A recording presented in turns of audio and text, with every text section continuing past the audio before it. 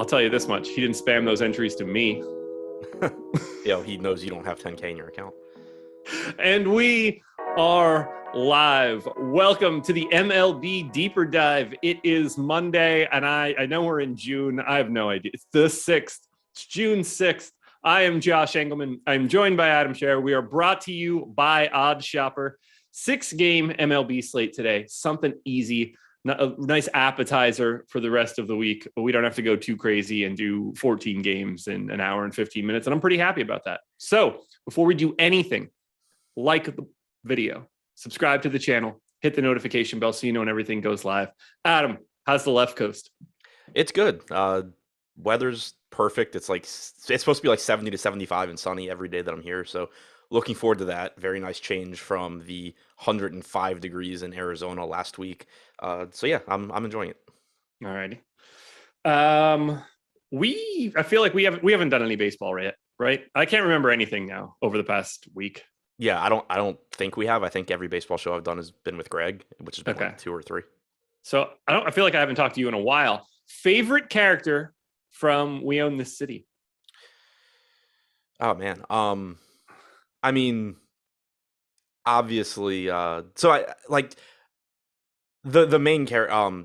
Wayne Jenkins obviously is great. Yeah. I mean, awful. Bernthal killed it. Yeah, he was great. Herschel was well played, and I thought Sean Suter was also played extremely well. Like, yeah. I said the Lofty, and I didn't want to spoil it, but like, I wish that Jamie Hector had a bigger role because I really like him as an actor.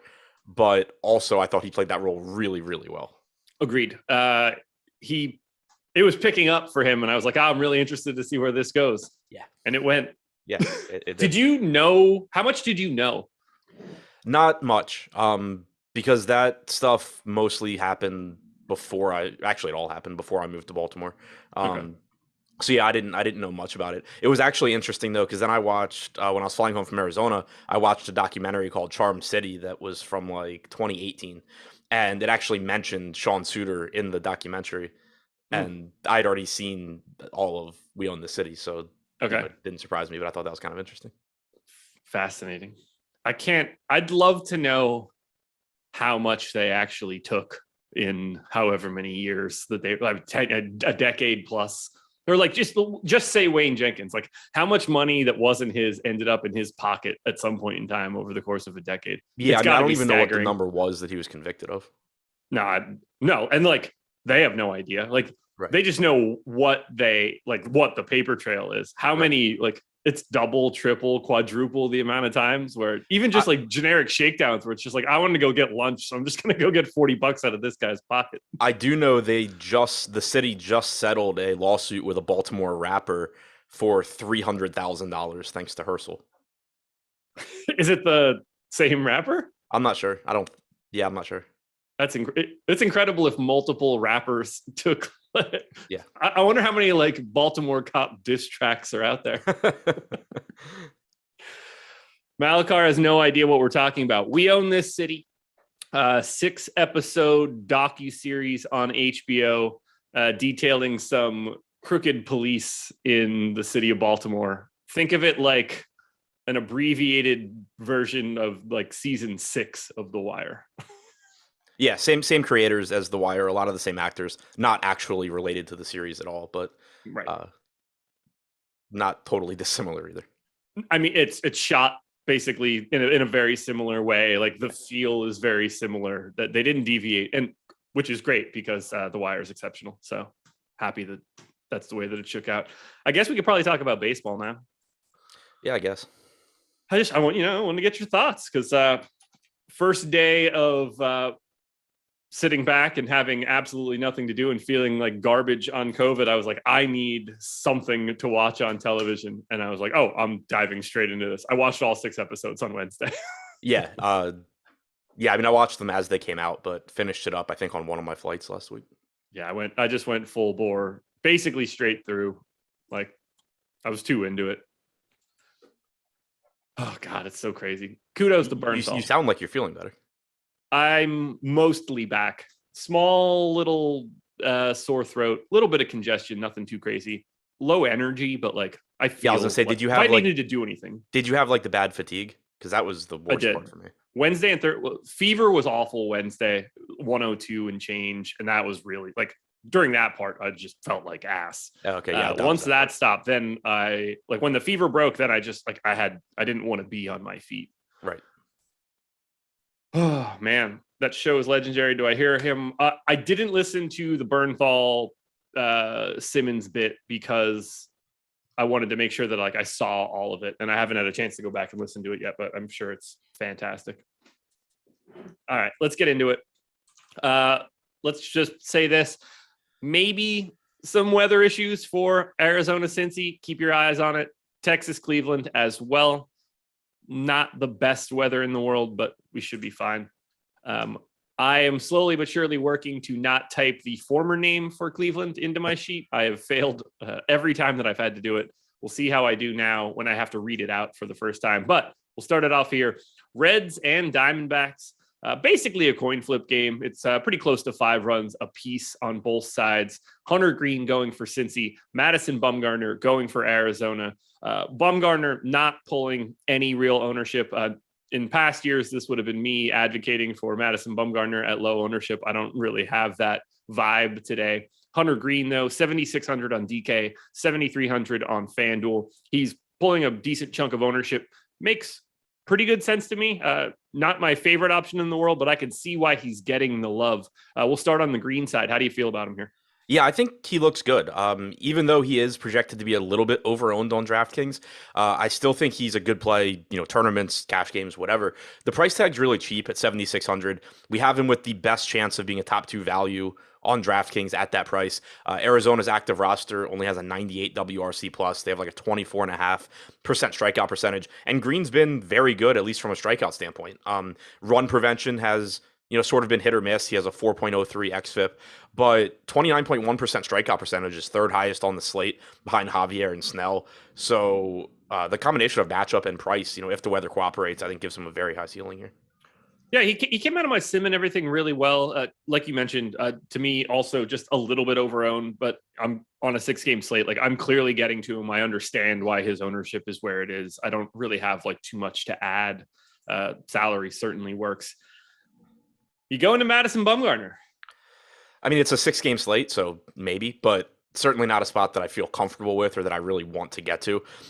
We do only have him projected for 4% ownership on DraftKings with a 12% chance of being a top 2 pitcher, 14% chance of being a top 2 value. So from an ownership standpoint, I think it seems pretty appealing, but at the same time, I mean, this is a pitcher that I have pretty actively avoided for the last couple of years, and this year's been no exception. Only a 16.5% strikeout percentage, 4.75 xFIP, 1.5 home runs per 9, going into Cincinnati where, favorable park for hitting. So I do think there's a lot working against him.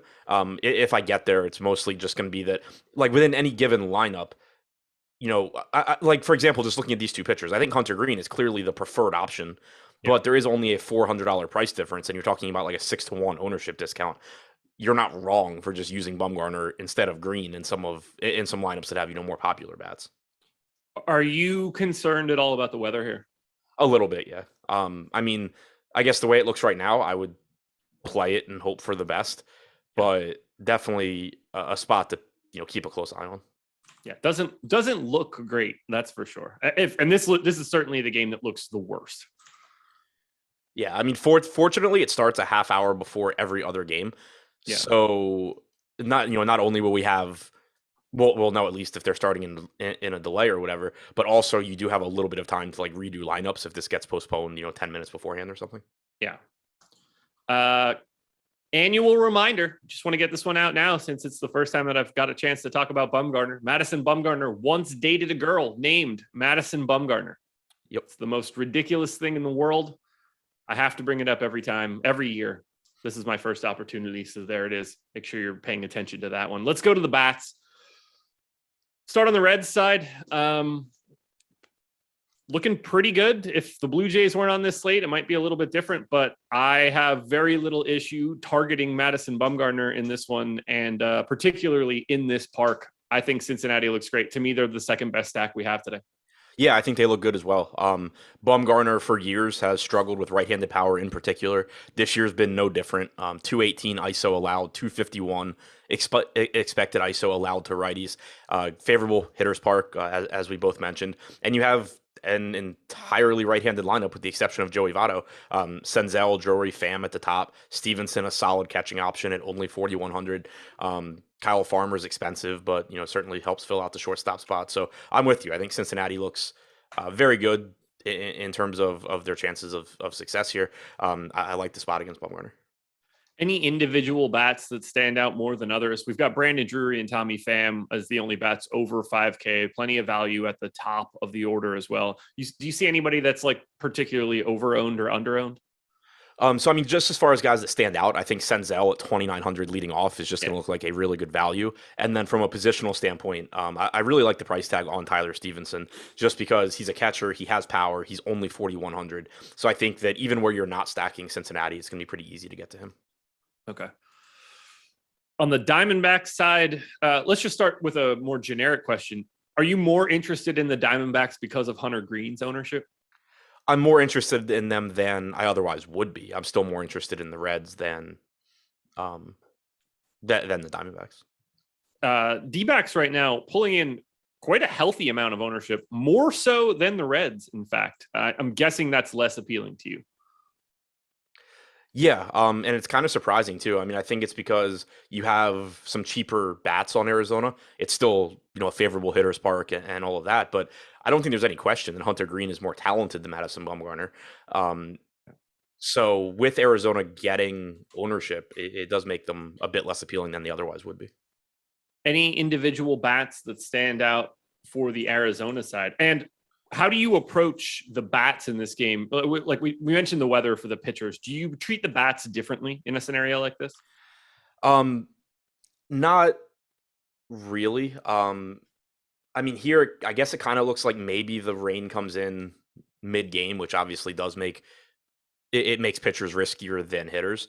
But in general, I try not to do too much like, oh, this is when the rain's going to come because it's weather. People are wrong all the time. It's more so like if it looks like they're going to get the game in, typically I'm willing to just kind of take shots at all of it.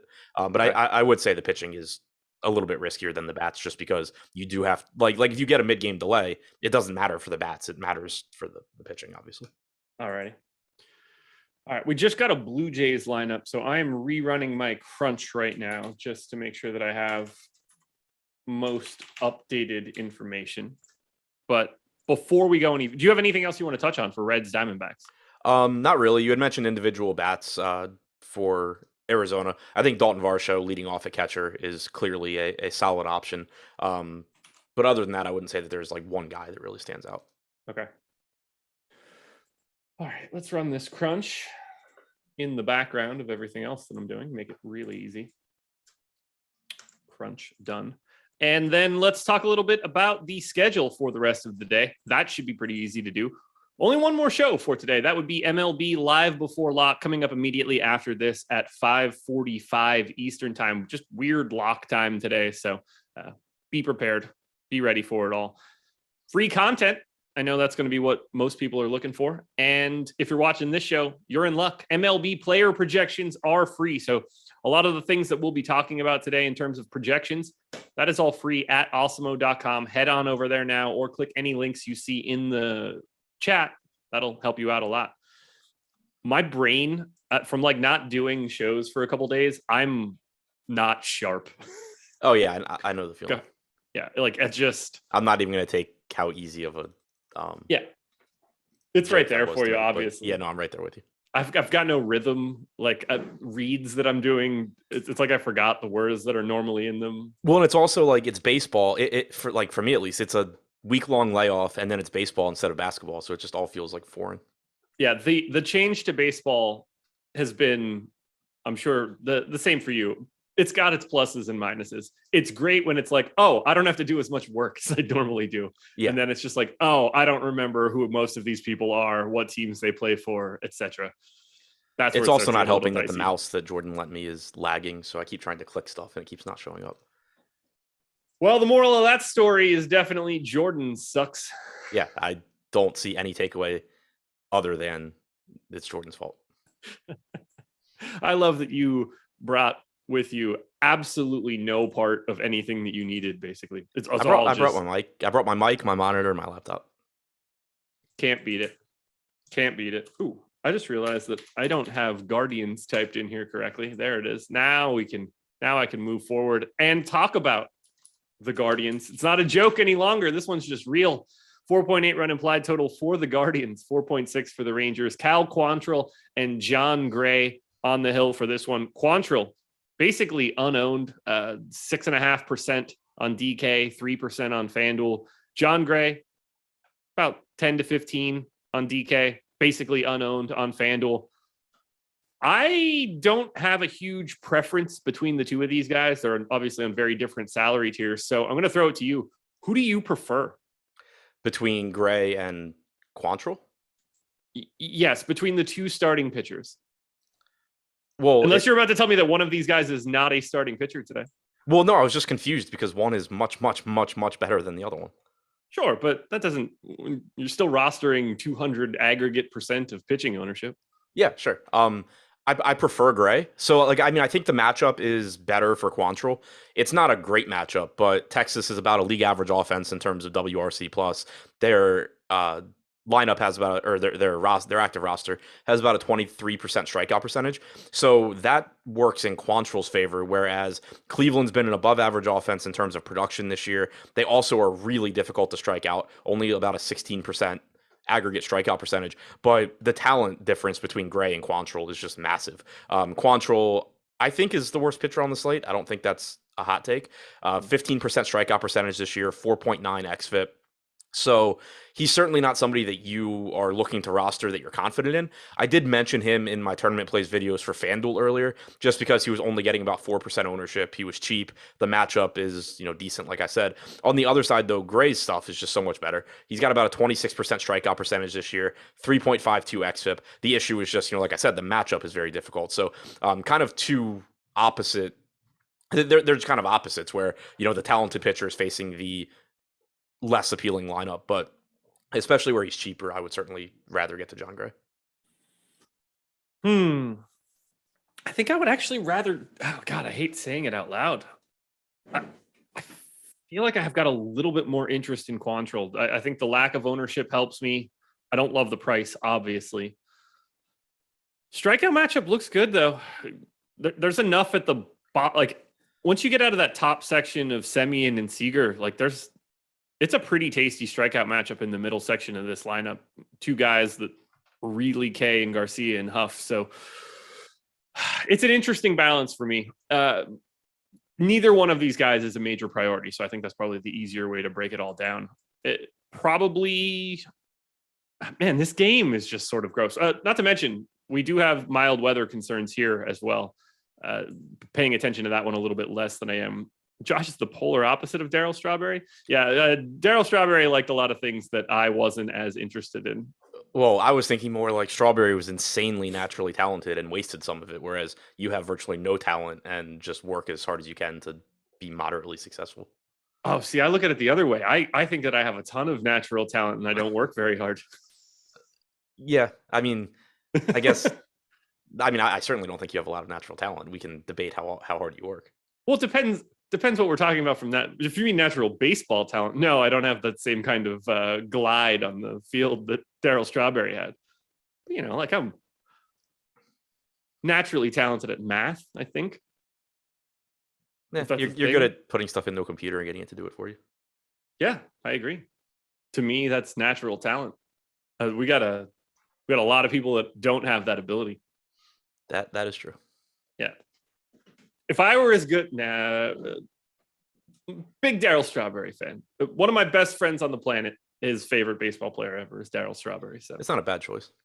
No, obviously, Mets fan from back in the day. Yeah, those Mets teams were obviously before my time, but from what I know about them, insanely fun.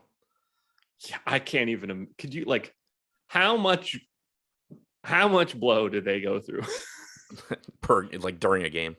For real. Between him and Gooden and obviously there's the rest of the team too, but those are the certainly the faces of the cocaine Mets era, must have been absolutely bonkers. Just probably had it in a fishbowl in the middle of the clubhouse.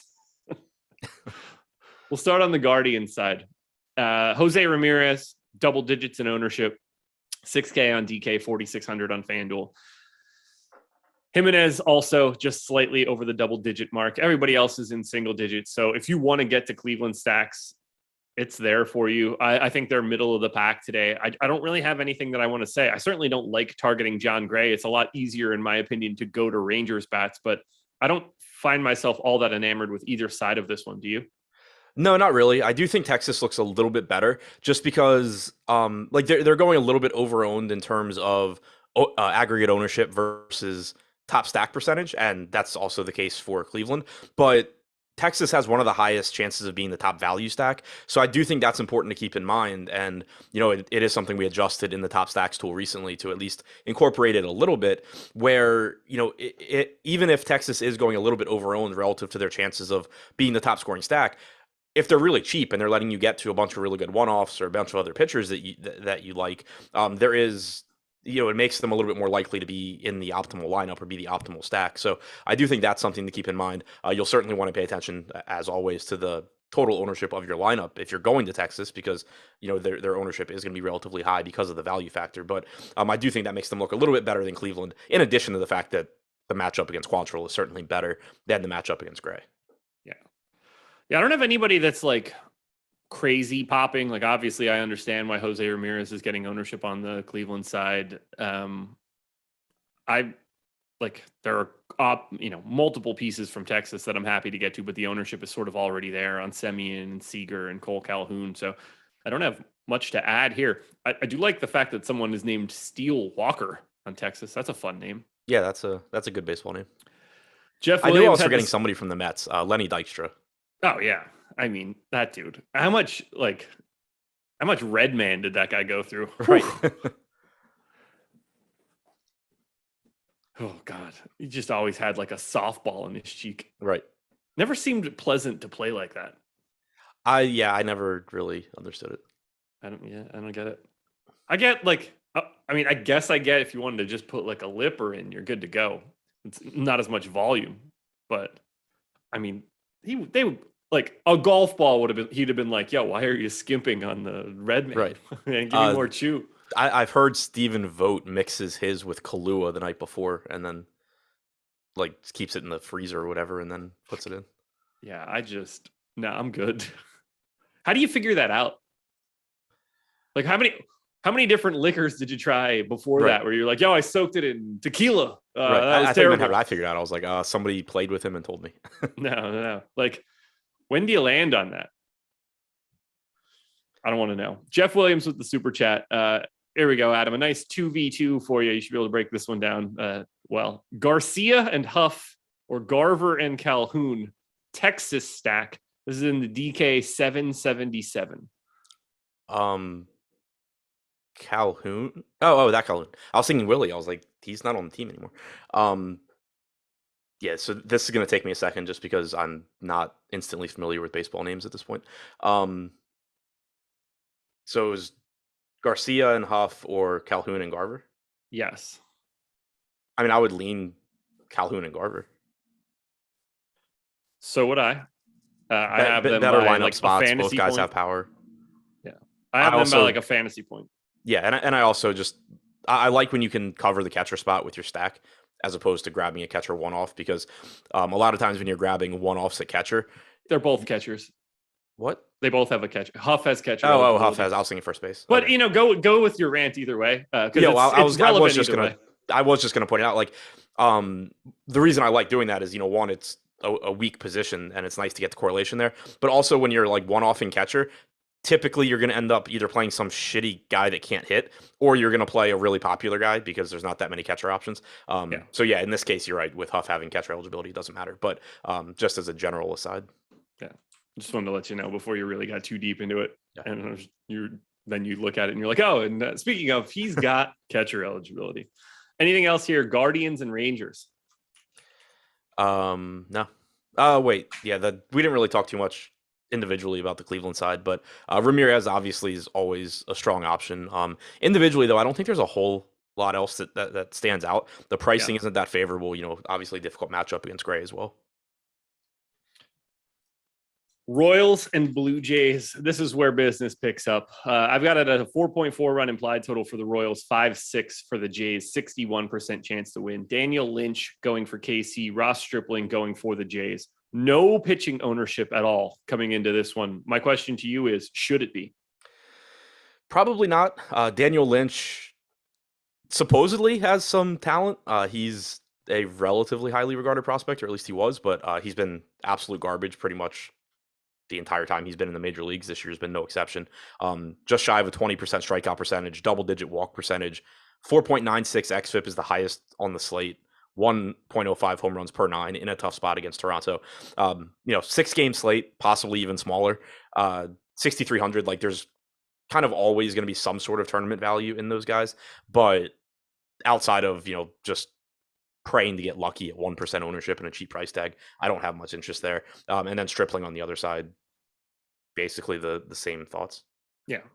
Neither one of them showed up for anything of value here for me. So I think that we can just immediately kind of get past it and talk about in the top pitchers tool, we have them as the lowest and second lowest in terms of top 2 percentage. How are you going to manage the Blue Jays chalk lineup? They are the top stack. They are very highly owned. They are running 9 righties against the lefty Daniel Lynch. Is there anything you're going to try to do to get away from them? Because to me, they very clearly look like the number 1 stack today. Yeah, I think they clearly look like the top stack, and they're getting ownership, but they're not even really getting that much more than they deserve. 20% chance of being the top stack, 19% aggregate ownership, 10% chance of being the top value, pretty much just coming in where they probably should. So, you can offset that by pivoting off of a popular pitcher or, using a lower on secondary stack or something like that. But the way things look right now, like, I think given the way ownership's coming in, maybe getting away from a team like I think a lot of times what happens for me here is I'll end up with less Arizona than the field, but getting around the field to Toronto, because Toronto does look better than Arizona. And when you factor in the projected ownership, I still think even though Toronto is more popular, they deserve that. Yeah, I don't really have anything that I could possibly add on Toronto. I completely agree with our top stacks tools. They are obviously, in my opinion, the number 1 stack, and they're not so owned that I should be getting away from them. The lineup is fully loaded from top to bottom. There's not a hole anywhere in there, and it's not even close. It's a terrifying team. Yeah, I'm kind of surprised. So I had just pulled up the ownership projections for their lineup just to kind of see where you could differentiate. Everybody on the team is getting at least 10% ownership, give or take. Springer, Guerrero, Bichette, Hernandez, all over 20%. Kind of surprised that. So we have Alejandro Kirk projected for 14% ownership, Danny Jansen for 10. I wouldn't be surprised if that ends up being a little bit wider, and maybe you can just go to Jansen as a pivot because he's $100 more. He's batting 9th, whereas Kirk is batting 5th. Obviously, Kirk is the better option of the two, given that, but I would expect that you see a bit more ownership on Kirk than you do on Jansen. Okay. Any other bats you want to try to target there on the Toronto side, or is it just sort of whatever you get is totally cool? Yeah, whatever you get. I mean, I agree with Springer, Bichette, Guerrero, Hernandez obviously being the priorities, but then you get, like, as you go down the Toronto lineup, you do start to get some weaker hitters, but you also start getting a salary discount. Espinal hitting 6th at 3,700, Chapman at 3,900, Gurriel at only 2,800. Pretty appealing price tags on those guys, even if they don't carry the same sort of bats that Springer, Guerrero, Bichette, and Hernandez do. Is there any value on the opposite side of this one in Kansas City? It's a tough spot because I don't think Stripling is bad. They're also not getting nearly as much ownership, which is nice, especially on a shorter slate. We have them with about a 5% chance of being the top stack, about 6% aggregate ownership. So another team that kind of just looks like they're getting the ownership they deserve. I don't think it's going to lead me to really get a lot of them or avoid them. They're kind of just there. Bobby Witt and Melendez are both popping up a lot for me in comparison to where their current ownership is. I don't really know how actionable something like that is, but Melendez certainly has some pop. Witt certainly has some pop. if you want to try to buy a cheaper home run, that might be your spot. In particular, Melendez. That way you get the lefty-righty matchup, although it's not like Ross Stripling's going to be in there for a very long time. And this is not exactly the best home run park out there. I don't see much else that I'm targeting here from Kansas City. Does the Blue Jays ownership matter to you at all for Daniel Lynch? Not so. I mean, I'm going to say no, just in the sense that Lynch already, if you're just looking at the ownership, is underowned. It's certainly not a spot that I really want to get to, but he's underowned as is. Obviously it makes it a little bit nicer where if Lynch pitches well, a lot of people are losing out on Toronto. But the fact that Toronto, I don't think, is really being overowned here makes it so I'm not that interested in Lynch for those reasons. Anything else you want to touch on? In tournaments, I guess. So, I don't have a lot of interest in Stripling. We already talked about that. But he is only 5,800. He's not really stretched out. He's only been throwing around 40 pitches. But earlier this year, he was getting into the 60s, one game in the 80s when he started. So, maybe he gets you 5 innings here at 5,800. It's a situation where, if basically, Hunter Green getting 32% ownership. If Hunter Green fails, you could certainly see, Stripling just, 12 points from Stripling being a good game for this slate. That's fair. That's a good point. Yeah, I gave him 2 1/3 or something like that. So, don't expect him to go ultra deep in this one. That's for sure. Uh-oh. Magic Johnson top shots tomorrow. There are a wealth of jokes for this. Top Shot still exists? Feels true. I haven't looked at it in a while. I still like opening packs. It feels like opening real packs of cards. You love that brief moment, and all of a sudden it's like, oh, cool, I've got Kenrich Williams assist for the 6th time. I'm good. Yeah, no, I mean, I still like opening packs. I just never remember when they're happening. Yeah, they just have such garbage moments across the board. I don't want to get a 6-3 put out in a baseball game, just give me the giant dongs. I see where we're going with that one. Yeah. Fun hits, stolen bases, that sort of stuff for baseball, but they're going to be like, oh, this is a ball. It's just a ball. He took a ball. It's the worst. Talk promos. We got a promo code right now, and we need to talk a little bit about how you guys don't appear to be using this promo code. Yeah, I'm calling you guys out. MLBDD is the promo code. You can get 50% off your first month of Awesemo Plus Platinum if you have never signed up before. Just sign up right now. Use the code. You'll see it. You'll see a link in chat. There's a link in the description. Player projections, ownership projections, lineup builder, premium Discord, top stacks, top pitchers, top fighters, top golfers. We have all of these tools ready for you at your disposal. All you have to do is sign up using that promo code. Again, MLBDD, all caps, one word, 50% off your first month of Awesemo Plus. It covers everything, every sport. It's not just baseball. Please just sign up. It would make me feel great. And then hit that like button. 700 viewers in here, 102 likes. No reason we shouldn't be up near 200. Hit that thumbs up because likes are great. Moving it on. Astros and Mariners, 4.6 run implied total for the Stros, 3.4 for the Mariners. Christian Javier and Robbie Ray on the hill for this one. Javier, 35% owned on DK, 13 on FanDuel where he's 9K. 18% owned Robbie Ray on the DraftKings side here at 9,500. 10% owned on FanDuel. I don't have too much I want to say here. Javier obviously looks exceptional at 9,100. I think he's fully justified from an ownership perspective. To me, Robbie Ray probably getting slept on a little bit, although that's what happens when you face the Astros. Talk to me about the pitching here. I guess start with Javier. Yeah, I mean, Javier getting plenty of ownership, I think, deservedly so. He's been a bit more stretched out, 84, 91, 96, 85 pitches over his last 4. I still have some concerns there just because he is pulling 34% ownership, second highest pitcher on the slate. And it's not like Seattle's a bad offense. And on top of that, it's just a little bit easier for a pitcher that doesn't have quite as long of a leash to disappoint you at a relatively expensive price tag. But that being said, 31.5% strikeout percentage leads the slate.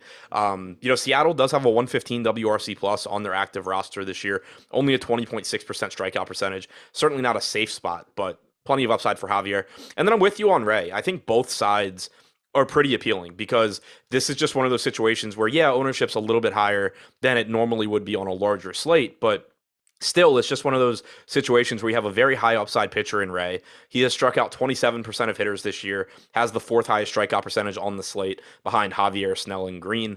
3.66 xFIP. We know he's a good pitcher. He's also home run prone going up against the Astros lineup that has tons of power in it.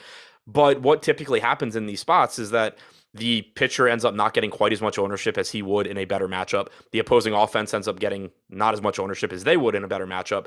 And when you're just thinking in terms of range of outcomes and what the ceiling looks like for a good game from Robbie Ray or a good game from the Astros offense, the ceiling's still really, really high, and you just end up not getting quite as much ownership here. So Ray right now, 24% chance of being a top two pitcher. By comparison, Javier is at 26%, but Javier is getting nearly twice the ownership of Ray, only $400 less expensive. Even though I hate the matchup, it does make me interested in pivoting to Ray in tournament lineups.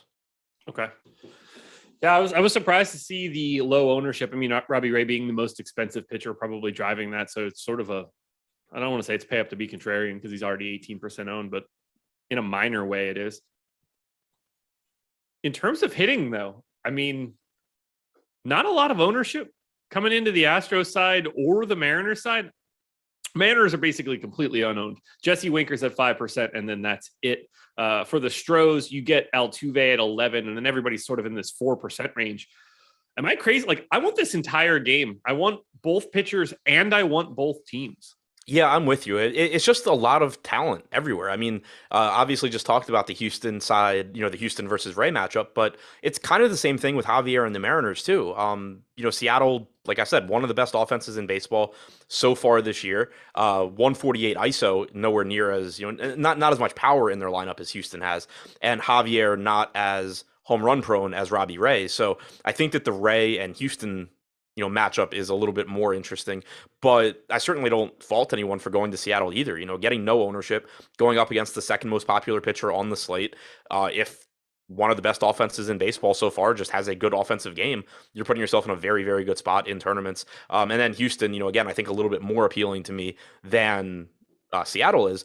Ray, even though he's not getting as much ownership as Javier, he's still pulling 18 to 20% ownership here. He has had issues with home runs so far this year. A 198 expected ISO, a 200 actual ISO, two right-handed hitters, and you're talking about a Houston lineup that has tons of power. Altuve, Bregman, Gurriel, hitting in the top five from the right side. You have lefties that just hit everyone well, Alvarez in particular, but Kyle Tucker, Michael Brantley, plenty of power. Jeremy Pena is a relatively high upside shortstop option. So I'm with you in that I like all aspects of this game, but from an ownership standpoint and ownership and chance of success standpoint, it's the Houston offense and Robbie Ray pitching spots that really stand out.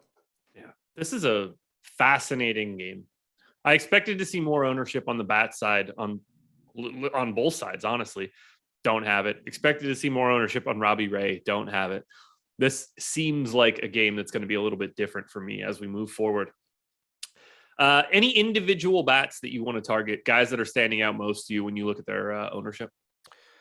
Ownership, wrong page. Ownership wise, so I mean, Seattle, as a whole, just not really getting any ownership.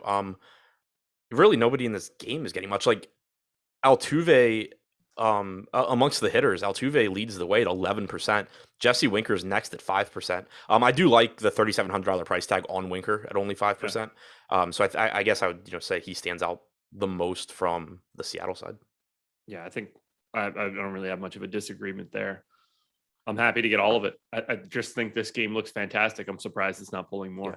And not surprisingly, Javier much better against righties than lefties. Still good against lefties, but so far this year, a 40.8% strikeout percentage against righties, 156 expected ISO. Lefties, a 24.5% strikeout percentage, 163 expected ISO.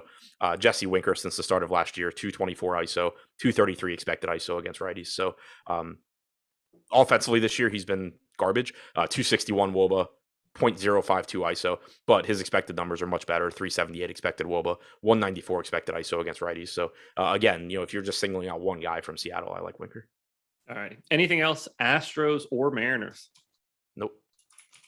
I don't know who's in chat as Fade Sean V, but That's I appreciate great. that. Yeah. Appreciate you guys. Angels and Red Sox.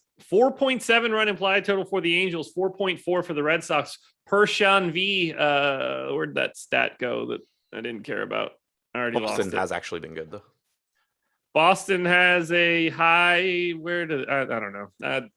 It's long gone. He cited their WRC+. Red Sox are the number 1 in baseball in WRC+ since May 15th. Great to know. I'm more interested that they are now up to 7th overall this season, despite starting off horribly. Ding, ding, ding. Yeah. Noah Syndergaard going for the Angels. Michael Wacha going for the Red Sox. Syndergaard pulling a little bit of love, about 15% owned on DK. Wacha, about half that. I think both of these guys are spot on to their ownership for me. I got Syndergaard in 16% of my crunch. I got Wacha in 8% of my crunch. I don't really have much else to say. Both guys are in the 7Ks. I'm not super excited. Neither one of them are great strikeout pitchers. I don't know. Where do you want to go here? I'd kind of like to flip the ownership there. I think both pitchers are pretty bad, and I don't like the matchup for either one. But I don't really know why Syndergaard's getting twice the ownership of Wacha. So far this year, Syndergaard struck out 15.9% of hitters. Wacha's at 16.8. 4.39 xFIP for Wacha, 4.14 for Syndergaard. I just think they're pretty similar plays. So I don't really think one should be twice as popular as the other. Yeah, I don't have an issue there. I have Syndergaard going a little bit deeper into the game. That's probably the only driving force here of why I'm getting to one more than the other. But I think they're basically the same guy. They're both not great strikeout pitchers. I don't know. I don't have much of a take here. Feel bad for Syndergaard. I don't. I'm glad he's finally being horrible because I thought he was bad for his entire career. But I don't love the fall from grace. There was no grace. He was never good. Okay, what are we doing here? He was fine. He should have been much, much better than he was. Are we doing this? I mean, we're talking about a guy that in his second season had a 29% K rate. It's now 16. That's a bummer, man. That's you become a completely different pitcher. Yeah, but that's what I mean. We're talking about somebody that threw 100-mile-an-hour sinkers, striking out only 24% of hitters prior to his injury. Yeah, I mean, he had a 6-win season in that second season, 2 4-win seasons. What are you looking at? Oh, never mind. Yeah. I don't get not pitcher wins. Yeah, I'm following. War. I was like, why are we citing wins? The Mets sucked, but also none of those are accurate. But yeah, now I'm following.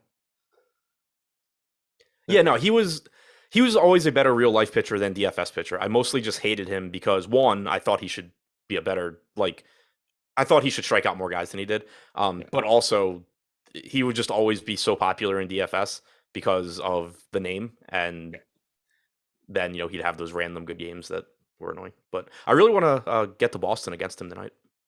Well, let's talk about Boston then. I would have went to Angels first, but talk to me about Boston against Syndergaard, because you seem totally unbiased in this distinction of wanting to get to the Red Sox. So talk to me about it. I just love stacking against Syndergaard because he is good at keeping the ball in the park. But there's so much added upside to stacking against Syndergaard because he is absolutely incapable of controlling the running game. He's allowed 13 stolen bases in 40 and a third innings so far this year. And it's not a lot of times when you talk about there being stolen base upside, you're talking about players that steal bases being able to run on the pitcher. Syndergaard makes everybody a stolen base threat. The Red Sox have, I think, 12 total stolen bases this year. Certainly not a team that's looking to run, but if they get on base against Syndergaard, they can just move to second. It's that simple. So I like targeting him. He is getting 15% ownership right now. So 15% of the field is there. But also it's just he's still going to have some games where he just gets lit up. I mean, he's only striking out 16% of hitters. You're facing a Red Sox lineup that has plenty of power. But on top of that, even if it's not home runs, you just get all that added upside in terms of stolen bases. So I really like stacking against Syndergaard in general. I really like it tonight where he is getting some ownership and where The Red Sox right now are only projected for about 4% ownership with a 9% chance of being the top stack. I'm also happy to stack the Angels here against Michael Wacha. I don't have much of a problem there either. Clearly getting to Ohtani and Trout are things that I don't have to pitch anybody on, but they are really cheap today. Any interest in the Angels? I mean, there's always some interest there. It's certainly not a bad matchup. Wacha's not particularly good. Ohtani and Trout, I think it goes without saying, are always strong options. But then you do get some value. You know, Jared Walsh at 3,600 looks good. Brandon Marsh at 3,200 is a reasonable value option. You know, if Joe Adell's in the lineup, he's been pretty bad in the majors so far, but he is still a top hitting prospect at only 2,500. So I think the Angels give a nice combination of value and upside. Even Ohtani and Trout, you could certainly argue, I think, offer some value just in the sense of being underpriced. You know, they pretty much always should be the top 2 priced guys on a slate, or at least close to it, and they're only in the mid 5Ks here. Any individual bats on either side of this that you want to try to target or point out, you know, your best one-off options or guys that you thought would get more ownership than they are? Yeah, pulling up the ownership now. So, yeah, I mean, Ohtani and Trout are leading the way. I think that makes sense. Devers is third. That makes sense. Yeah, I don't think there's really any one individual guy. Trevor Story's been the only guy on Boston stealing bases this year. I want to double check that, but I'm pretty sure he has 7 and the rest of the team combined has 5. So, you know, again, I expect everybody. Yeah, he has 7. I expect everybody to be running on Syndergaard regardless, but Story without a doubt. Okay. It's a weird game. Like we're pulling. The Angels are our biggest negative leverage stack for today. They are a great value, and they're pulling the second most ownership on the slate, or at least they were. I should refresh that just to see if that has changed. But does that matter to you? Do you want to just, in cases like that where a team's getting a lot of ownership based on value, are you just more interested in finding an alternative value source? So in this particular case, I don't care too much because a lot of that total ownership is being driven by Ohtani at 21% and Trout at 16, and I have no issues whatsoever with that. But then when you look at the rest of the lineup, you know, you're getting about 9% to Walsh, 9% to Duffy, assuming he's leading off at 2,500. Obviously, those guys are really good values, but only 7% going to Joe Adell, only 5% going to Brandon Marsh. It's a team that is easy enough to get to some low-owned guys in there. You know, not that you really like them necessarily, but Tyler Wade at 4%, Max Stassi at 6%, I think is a fine catching option. Velasquez at 5%. So the point being that I think that their total ownership is being inflated by 2 of the best hitters in baseball, which I have no issue with. Friend of the program, Eric Lindquist, says Duran auto steal button, which makes me wonder if somebody hit that right around your car yesterday.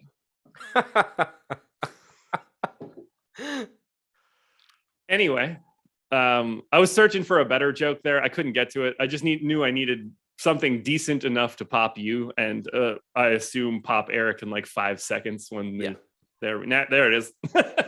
And there's chat. Yeah. I do appreciate the Duran mention though, because I was looking. He's not in our ownership projections right now, so I forgot about him when I was talking about players that I like. But 2,600 for Duran looks fantastic.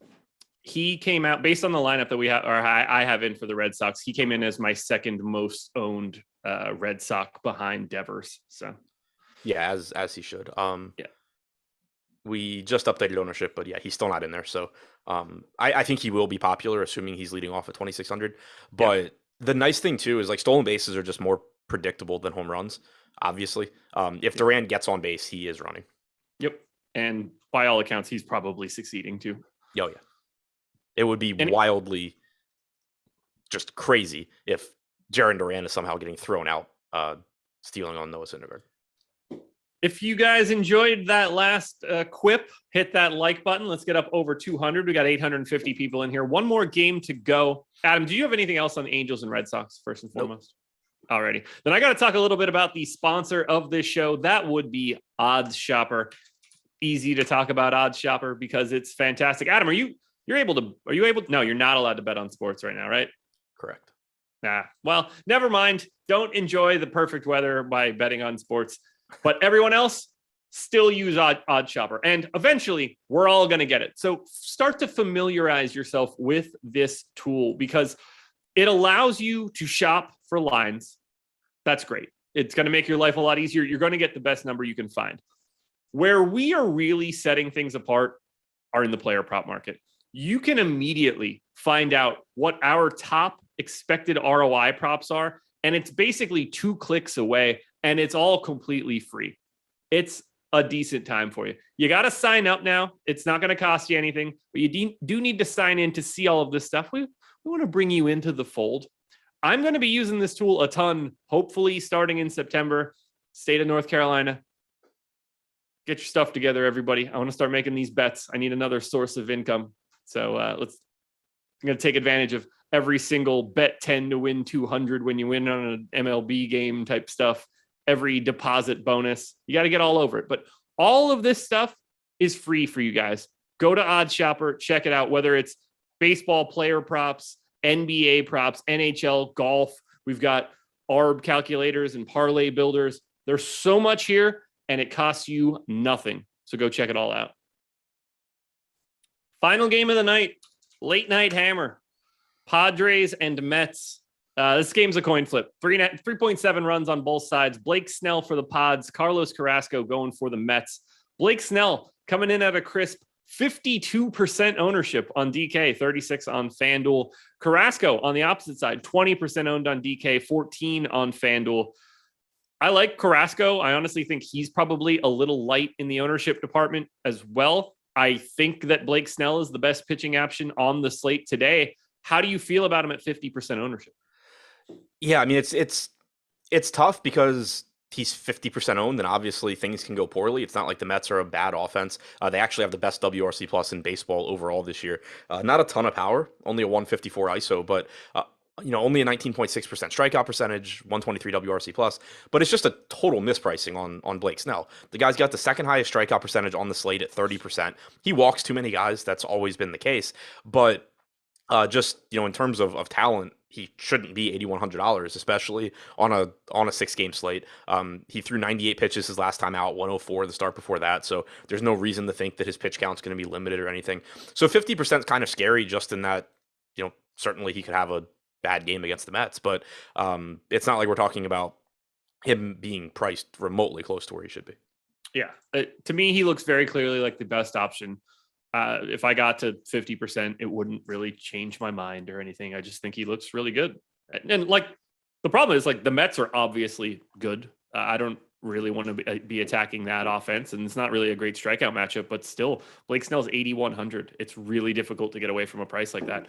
How do you feel about Carrasco on the opposite side, though? I agree with you that he looks a bit under-owned here. The strikeout percentage for Carrasco this year hasn't been great. He's only at about 21.5%, but he's been solid as far as run prevention goes. 3.57 xFIP, 0.47 home runs per 9 innings allowed, and just the ownership not quite there. We have him with a 22% chance of being a top 2 pitcher, only 17% projected ownership. So a little bit less than Ray, a lot less than Javier. I think he's another guy where, yes, Christian Javier projects better. He's got the better strikeout stuff and all of that, but I don't think there should be a 2-to-1 discount from Christian Javier to Carlos Carrasco.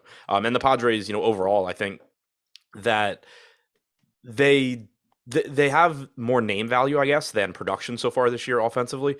It never feels great taking a pitcher against San Diego, but they have a 101 WRC plus. They're 17th in WRC plus this year, just shy of a 22% strikeout percentage on their active roster. So it's a pretty neutral matchup for a solid pitcher in Carrasco that's not getting much ownership. Okay. What do we do about bats here? Because obviously there's a ton of ownership on the opposite side for Snell. The Mets are not getting owned all that much. There's not really a lot of ownership going to the Padres side of this one either. Do you see any mechanism to want to go to offense? This is obviously not a huge total game. This doesn't seem like a great offense game, but does this become more interesting because, one, it's a 6-game slate that could very easily become a 5-game slate in an hour. Hell, it could potentially become a 4-game slate in an hour and a half, 2 hours, if things really break incorrectly. Is there more value in this Padres-Mets game than we're kind of giving credit for? So I want to mention one thing in chat. Somebody said more name value than production this year also applies to Snell.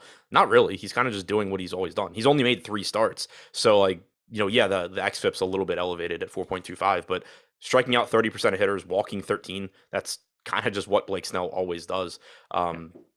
that's what he is. So pretty much just the Blake Snell that you would expect. As far as the bats go, certainly not pitchers that I am excited to target against, but you do have half the field rostering Blake Snell against the best offense in baseball to date. So getting to the Mets certainly is a decent option here, just hoping for the best. And then, on the other side, I think it's a little bit more difficult to get to Carrasco, or to get to the Padres rather, just because Carrasco is not getting nearly as much ownership as Snell is. The Padres aren't as good an offense as the Mets are. So short slate, obviously you can go to whatever offense you want. The Padres are fine. But if I'm choosing between one of these two offenses, I think the Mets have more going for them.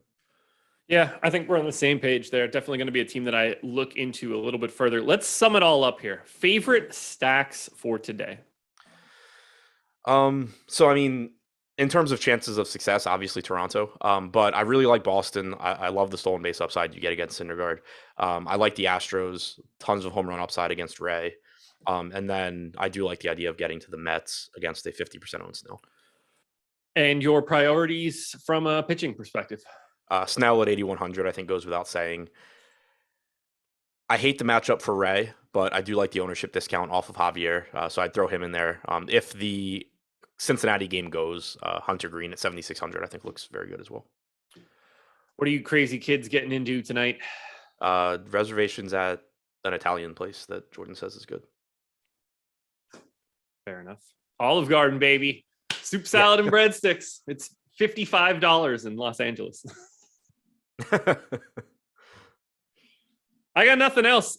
Live before lock going to be coming up next. So don't change those dials. Stay right here and hit that like button one last time. Let's get that number north of 200. We're at just shy of 900 viewers. This has been a good one. I think Adam and I are back doing this bad boy again tomorrow. So keep your eyes peeled for that one. Thanks for being here. Thanks for watching, everybody. Good luck tonight. And if you haven't done it yet, go watch The Process. Debuted this morning.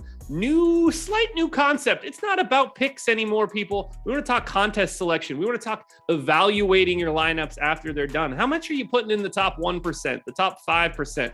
We want to get in the best contest possible. Make sure you're watching that video. It's going to be coming out basically every single day during the week. So go check that out. That's all I got, everybody. Peace.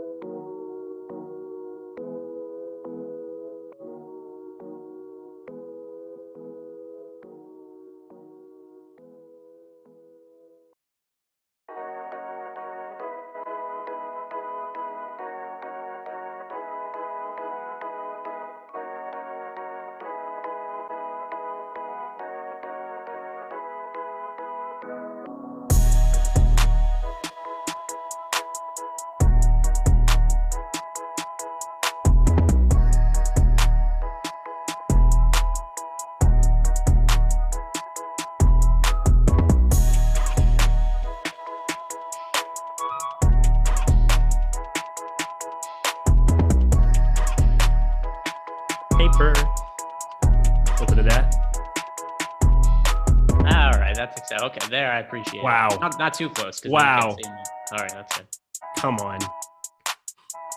Child. What is going on, everybody? It's the Awesemo MLB Live Before Lock Show. I'm here joined by Eric, who he's going through some tough times. His car got broken into. He got robbed. And that's why you guys need to like the video and subscribe to the YouTube channel, because I'm going to use Eric's tragedy to try to help build this show and just our business overall. So like the video, subscribe to the YouTube channel, just because Eric is going through such a tough time. Eric, what is going on? Oh, nothing. Just chill. It's been a very relaxing day of talking to detectives. And what else did I do? Dropped my car off to go get fixed, and it's going to be it's not in fault, obviously. You get robbed, but you're still paying a deductible on your insurance for everything. And it's back to the bridge life for me. I'm going to be under the bridge this evening, especially if the DFS contests don't go well. So if you have pity on me, hit the like button. Leave a super chat, something of that nature. Otherwise, just meet me down under the bridge here, under the 134 freeway. Good times. Yeah, you get lots of things from Eric for just a nickel or a dime if you're feeling really generous. Yeah. That aside, though, do they have any leads on what happened with the car? So they tried to use the card at 3 different places. They tried to spend like over $800 at Home Depot with my wife's card. And so we know the places that they were at. So you would assume there's security footage of some kind to have for some of those. But apparently this is something that happens a lot more than you would think in LA. There's tons of people. There's of course going to be a couple bad ones, just like there are in any town.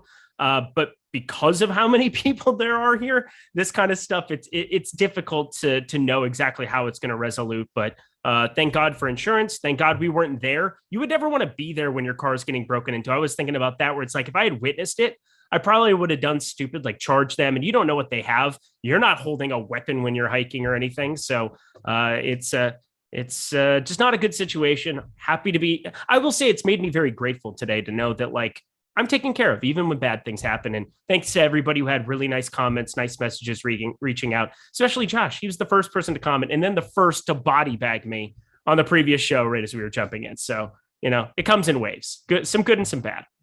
Yeah, no, I'm happy. I'm obviously happy you weren't there, because I don't want to have to do shows by myself. That would be difficult for me personally, just on a personal level. That would be difficult to have to do an entire, hour show. Some of those NBA shows, we're doing the post-lock shows now over at Playback. Yeah, what I'm going to do 5 hours by myself. That's why I'm really happy you weren't there, Eric, for that and no reason other. One final question. We'll start talking about baseball. Do you know what they took or what they tried to get from Home Depot? No idea, but we were theorizing what it would be. That would be incredible to know. $867 at Home Depot. We'll let the chat come up with what they were trying to spend that on. Let us know. I was just like, we'll steal a purse and we'll get new roofing while we're at it. Like just some power tools or something of that nature to increase our carjackability. It's something ridiculous. That's what I would be curious about is are they just only buying things for break-ins when they went to Home Depot? Because that would kind of be funny. But that aside, we do have a baseball slate to talk about. But sorry, what was that? The sticky bandits. We do still have a baseball slate to talk about, but just wanted to talk a little bit about Eric's personal life, because I did think this one in particular was interesting. Today's show is sponsored by Odd Shopper, so we'll be looking at some baseball bets as we go along. Kind of a smaller slate. One thing that's going to be very, very important when we break down this slate: how are we handling the Cincinnati-Arizona game? It's currently raining there. It looks like rain on and off throughout the night. Very risky spot, but what are you going to do with it in tournaments? I mean, if it starts, I'm going to have to play Hunter Green because he throws at 100 miles an hour, and I love this man more than life itself. But if it doesn't, I don't really know what I'm going to do, considering it's just extra amplified. If this were like a 12, 13 game slate, like we would have on a Tuesday or a Friday, this wouldn't matter so much. We're talking about 6 games. These are 2 offenses. That's, my quick math tells me that that's north of 10%, 15% of the offense that you're looking at wanting to get to exists in this game. It's the best ballpark on the slate. It's neither offense is all that good or enticing, but both of these pitchers have had some massive blow up potential. And so I might be full stacking. I might not. I built a couple lineups already, or a couple builds where I've just got it all built in. And then I've got a couple where it doesn't, because I am worried that if we lose this game, you're going to see such massive ownerships on the like of Blake Snell, Robbie Ray, Christian Javier, that everything else becomes extremely viable on the slate to try to just get contrarian at pitcher. And as far as stacks go, I got to expect Toronto's just going to get steamed up. This feels like one of the most can't miss spots in terms of what their top stack score is. We now have the stack score specifically on the far right side of the screen there.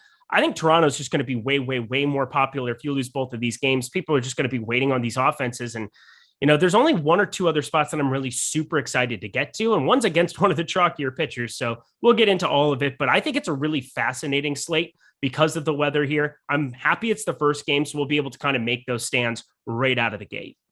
All right, so here's the current weather forecast in Cincinnati, and it's changed a little bit over the course of the day, but I've got the weather app pulled up on my phone right now. I've got the radar pulled up, and once again, this is subject to change. I currently do not have the game in my player pool. This is why. As of right now, raining in Cincinnati from the 6 to 7 o'clock time frame, which is about when the game is expected to start. We're looking at an 80% chance of rain. In the next hour, 60% chance of thunderstorms. After that, 40% chance of thunderstorms. Then it kicks back up to 60%. Then we have about an hour where it's dry. And then once again, 50% chance of thunderstorms for an hour. Then it's dry again. Then we go back up to 100% chance of thunderstorms.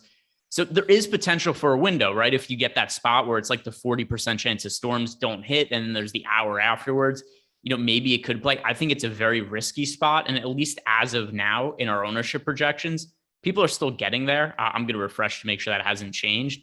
But if people are going to play it, and I view it as being as risky as it is, my inclination is just to avoid the risk, not play it. And that's kind of the stance I'm taking right now. We've got Hunter Green currently projected for 18% ownership. In terms of the offenses, Cincinnati and Arizona are both projected to be fairly popular, the third and fourth most rostered offenses on DK at this point in time. So if they're going to be popular, I'll just look elsewhere. And I kind of feel okay with that decision as of now. It's going to be tough decision points to make if 30 minutes from now the weather's cleared up. Okay. Well, I mean, it's the first game right out of the gate. I've been more curious about what's going to happen with Cleveland.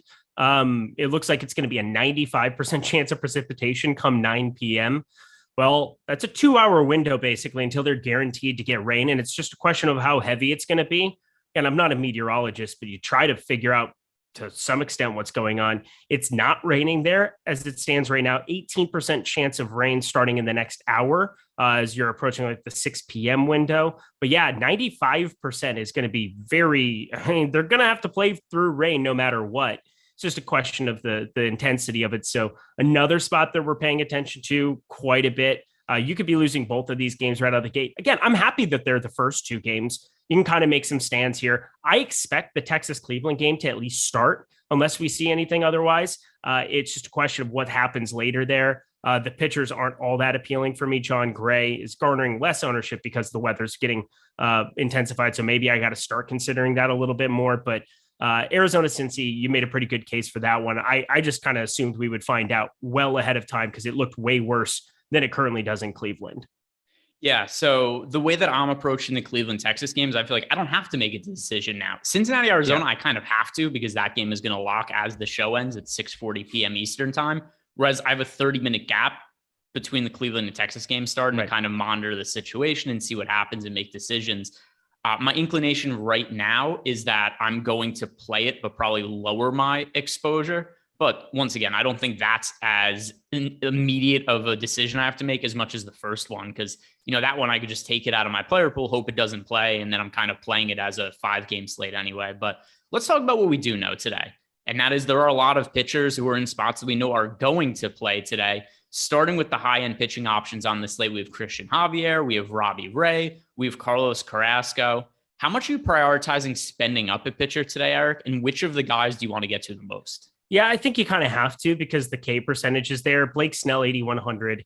I'm starting to come around to the idea of rostering him more and more throughout the day. This morning, it felt like at 8,100, you knew it was a misprice and you knew he was going to be extremely popular as Terry and I were talking through the slate. But I also know that there's going to be some massive ability to get to some of these Mets and have some leverage there as well. So I think Blake Snell's kind of unavoidable now. Christian Javier also feels a little bit unavoidable for me. I mean, he's been fantastic, and it's kind of back and forth with some pitch count concerns just because it seems like they're babying him a little bit, just slightly, not to say that there's like this massive concern for it, but Christian Javier, right around a 31.5% strikeout rate for the season, 201 expected batting average, limits hard contact, 35.8%, can be a fly ball pitcher from time to time. And there's definitely a good offense in the other side in Seattle, but I just think he's really stood out as a pitcher I've been getting to more and more as the season's progressed. I think today on a short slate, another unavoidable piece. So if you had to make me pick two pitchers, they're the two most popular ones that everybody else is getting to. And I think it's probably appropriate. Yeah, I totally agree. And then I do feel like Carlos Carrasco is just a little bit overpriced. Not that I'm avoiding him entirely, but it's just, let's see, where was I at my current? See, I loved him this morning. Like I absolutely thought that he was just an easy slam dunk piece of leverage. And it's starting to feel like there's enough contrarian stacks that I like that I might not have to get too off the board. And I think you're bypassing for being a short slate. You're bypassing a lot of upside in Snell and Javier. I think I'm going to be taking a pretty aggressive stance against Robbie Ray with Houston bats. And then Carlos Carrasco just kind of is in that same range there, 9,500 to Ray, 9,300 to Carrasco on DK. So I'm still going to get to some Carrasco, but I'm undercutting the field on Ray, even though there is now positive leverage to go his direction. I just think I'm going to be getting so much different with my stacks that why not play more Snell and Javier, where I think the opportunity cost, their floor is just so high with their current strikeout rates north of 30%. That is definitely a concern that I have in rostering Carrasco. Yeah, I mean, of these three guys, Carrasco is a distant third to me. The only thing we really have to talk about when it comes to these top guys is I think the ownership, because we do have a whole lot of it expected to go to Christian Javier and Robbie Ray. Christian Javier currently projected for 41% ownership on DraftKings. Robbie Ray checking in at 22%. Then over on FanDuel, 10% ownership going to Robbie Ray. And then we have 21% going to Christian Javier. Full disclosure, I was planning on playing lineups in both DraftKings and FanDuel today. I canceled my FanDuel lineups right before just because if there was some sort of weather news that came out, I didn't know that I was going to be able to react in time to update lineups on two sites. So I am only playing on DraftKings today. But that aside, I still have an idea from looking at the builds I had made who I would be targeting. But as far as the ownership goes on Christian Javier, I actually still come in a little bit overweight to the field on him, even at the elevated ownership. But I'm more overweight to Robbie Ray than I am with Christian Javier. And this is a difficult one because Robbie Ray has kind of sucked this year, especially as of late. There's been some spots where it's like, oh, Robbie Ray should do really well against the Orioles. And then he just gets hit really hard against some lesser offenses. And we've kind of seen Robbie Ray regress to the guy he's been in previous years where he's super inconsistent. But it's a smaller slate. Relative to it being a smaller slate, he's not that popular. And I do think he makes sense to get overweight too. But how concerned are you with some of the recent outings we've seen from Robbie Ray? I'm pretty concerned. Sorry, I was on mute. I'm looking at Robbie Ray. God, I can't win one today. I can't win one the last 2 days. But how could you not be concerned when you're talking about the former Cy Young guy? And I know that's surface stats, but a 4.93 ERA, a 1.25 WHIP. He's 4-6 on the season. I don't think that this is what Seattle paid for, but I think you and I both agreed that it was a little bit of an outlier what we saw last season. And just slowly, ever so slowly, the walk rate is starting to creep back up. And that was kind of his big bugaboo when he was in Arizona. I just remember going to so many Dodgers games where he would be pitching and you would either see him mow down and strike out 12, 14 Dodgers, or you would see him walk everybody and give up 5 in the first 2 innings. And it's just, you never knew what you were going to get. He had the stuff. The fastball slider combo is just elite. At least it was back then. But now we're starting to see the K percentage drop a little bit from 32% last season, ridiculous stuff, to around 27%. And the walk rate creeping up 8.8%. It's nowhere near the 17.9% ridiculousness he had going in 2020, but it's still something that might be concerning going forward. We're talking about a patient, consistent, really good Houston offense. I think constantly throughout the entire season, they're a team that I just think has upside regardless of the pitcher on the other side. So yeah, Robbie Ray, I think the name is probably the reason people are going to get to him. And sure, the strikeout stuff could definitely be there, even in a tough matchup. But with all the hard hit he's giving up, it is really hard not to want to have interest in stacking up against him. Yeah, I think it's a good one to play both sides of because once again, it's a smaller slate, 6 games, potentially 5, potentially 4 even, depending what happens with some of the other weather. And once again, Robbie Ray is either going to be good and strike out a bunch of dudes and have a really big fantasy game, or he's going to suck and get hit really hard. I don't really see much of a middle ground in almost any Robbie Ray start. That's kind of how all of them go, is to one of the extremes. So for a smaller slate, I do think it's a spot that's going to make sense to play both sides of. I also want to touch on some of the strikeout props we're looking at here today, and also shout out to our free bet of the day, which today posted by Alex Baker is under 4.5 strikeouts over at DraftKings. That is available. We have free premium bets posted every day over at Awesemo Bets. That is the handle over on at Awesemo Best Bet. Sorry, that's the Twitter handle. Also, that comes from our premium betting Discord channel. If you guys want to sign up, there's a link in the description box below. You go sign up, free picks every day. They've been winning over the course of the year, so it is a membership that pays for itself just by tailing those picks. But Eric, is there anything that you see on Odd Shopper that stands out to you? Most of the bets that we're looking at right now that are on the site are going to be strikeout props. There isn't a whole lot else of value that stands out elsewhere, but any strikeout props that really catch your eye? Yeah, it's interesting. I shorted Blake Snell against St. Louis. I'm probably going to stay away from it now. I took the under on his fantasy points on Prize Picks. It was around 30.5. FanDuel scoring, we're looking at around 26.5. Has kind of been the number that was floated around in our projections, a number of other spots where that seems to be the prevailing number. So there's about a four fantasy point cushion there. He can get the strikeouts in that kind of a situation, but still give up some runs. And you're probably finding a middle ground that's going to be relatively below that on Prize Picks. But under 6.5 was something I kind of tailed around. But I have one for Prize Picks, and then just it can go towards everything else. Minus 160 right now is the over of 1.5 total bases for Bo Bichette.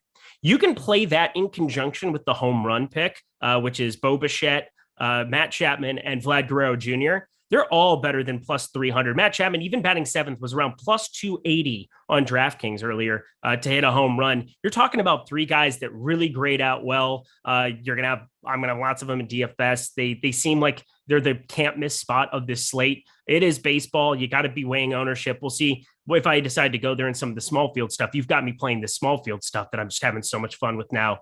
But I think the over of 1.5 total bases for Bo Bichette is just nearly as good as it gets on a day like this for Prize Picks. Yep, I could dig it. If I'm going to, and also, obviously Prize Picks don't have to be worried about the ownership, which is going to be massive going towards the Blue Jays tonight. We'll talk about them for DFS perspective in a little bit. One that I'll add is the number one top bet that we have over at Odd Shopper, Cal Quantrill, under 4.5 strikeouts. He's just not a very high strikeout upside pitcher really over the course of his entire career for the most part. And then also is a guy that doesn't always necessarily work deep into games, which also kind of limits his strikeout upside.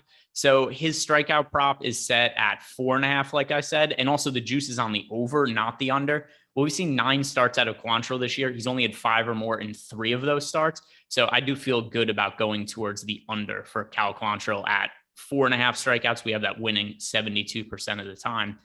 Let's get back talking about DFS. And one guy that I think warrants a lot of discussion is going to be Blake Snell, particularly on DraftKings, where he is currently projected for here's the ownership.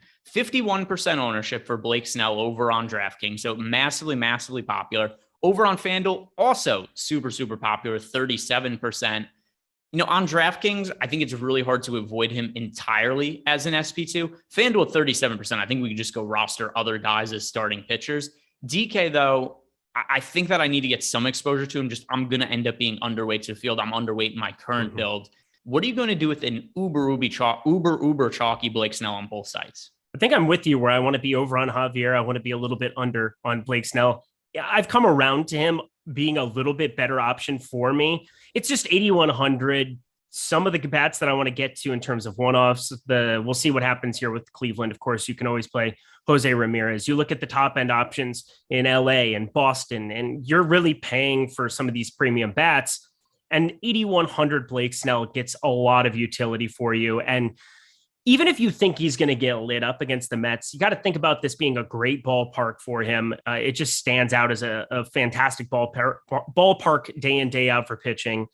It's an offense that the Mets that have a lot of really great right-handed power. You get the likes of Peter Alonso there in the mix. But on the whole, they're just kind of a middle of the road offense, 20.9% K percentage, 135 ISO against left-handed pitching on the season. I still think that there's some utility to getting to those Mets. I talked about that on the other side just because of how popular he's going to be. But there's no doubt about it. He needs to be in your pool if you're making a handful of lineups. He's just too good and too glaringly mispriced to be missed on. But I'm going to be around 35%-ish. That's going to kind of be where I land on with him. I think that's about appropriate for DK today. Yeah, I mean, so here's the thing where I feel, because I don't like him at his current ownership, but I almost feel forced to play him, particularly if I'm taking that first game out of my player pool right now, because I just kind of run out of SP2 options to roster because the guys we have for cheap to choose from on DraftKings, there's Hunter Green. I don't have him in my player pool. There's John Gray. I have some interest in John Gray. That's also a potential weather concern. Michael Wacha. I don't like Michael Wacha. Noah Syndergaard. I don't like Noah Syndergaard. Madison Bumgarner. I've taken him out of my player pool. I don't like Madison Bumgarner anyway. So I just have so few options to pay down for. Then once again, I'm kind of forced to play some of Blake Snell, but I still end up coming in underweight to the field on him. I do like John Gray as a pivot option here, assuming that the weather ends up checking out there. John Gray was really good in his last start, and I'm a little skeptical that maybe his ownership ends up coming in a little bit higher than we expected because John Gray was super popular last slate. That was actually something that crushed both of us that slate, Eric. I'm sure you remember it well because we were texting about it. And Eric in particular had some really good contrarian pitching options he liked that day. Hunter Green was one of them. Kyle Bradish was another. And we were I kind of tailed you on some of that. I don't want to take any credit for it whatsoever, but they both ended up being really good. But we were looking for pivots off of John Gray for that start. And both those guys pitched well. It just did not matter at all because John Gray struck out 12 hitters against the Rays, his best start of the year. So the recency bias makes me think he probably ends up coming in a little bit more popular than 8% on DK. But if that 8% number holds true, it's a number I really want to be overweight to the field on. I do too. It's hard not to have interest now. Again, he went from around 22%. And as the weather has gotten worse, people have just gotten off the train of everybody in that game. And John Gray, Hunter Green, that's going to be, if you remove him at 18%, I bet a lot of it still goes down to John Gray. I think people have to start getting some salary savings if you want to play Toronto, if you want to play some high upside bats from the Angels, some other spots. You're going to be paying full freight, even on DK, even on a short slate. So I at least have to have some consideration going towards John Gray as a result of that. The K percentage, you can't really dispute that he's still been really, really good at times. I just didn't expect 12 strikeouts where he just ends up burying us there. But 26%, 6,600. It's a really tough Cleveland spot in terms of strikeouts, 18.1% in the split against right-handed pitching on this season, but a 109 WRC plus. They've got some really capable left-handed bats up there that can create problems for Gray. But at the same time, you just got to feel that he's by far the best option to be punting with today. Yeah, almost by default, because the other options, if we're just looking really cheap on DK, which is the options under 7K, I'll say there's three of them. There's John Gray, who is actual upside. There's Ross Stripling, sucks. There's Daniel Lynch, sucks, and is pitching against the Toronto Blue Jays. If you're going to roll the dice on a Ross Stripling or Daniel Lynch, it would just be for ownership purposes and I guess a little bit of leverage too, particularly against a team like Toronto that's going to be popular. Is that a road you're willing to go down at all? Yeah, right now I've got some Daniel Lynch. Sure do. It's awful. 454 expected slugging, 19.6% K percentage. Ross Stripling on the other side has been a really good real life pitcher, and this Kansas City lineup definitely underperformed with the addition of Bobby Witt. You would expect things to kind of look better, but with Whit Merrifield falling off a cliff, Sal Perez is starting to come alive again, has the hard hits there, just really nothing to show for it. MJ Melendez is a very serviceable catching option, but overall, this is not that incredible of a lineup. Nobody, I think, would argue that. The nice thing you have going, though, is for bats for both sides. It's over 80 degrees, winds blowing out slightly to right. Pretty good game environment. Kauffman Stadium, not typically going to play this friendly to hitters. It gets really hot and humid there at Kansas City during the summers, and you'll have these glimpses. But it's one of the better hitting conditions on the entire slate, especially if you remove Cincinnati. I got to feel like that's not exactly ideal, but the ownership is not there on either guy. Ross Stripling, just a serviceable real-life pitcher with a 32.7% hard hit percentage.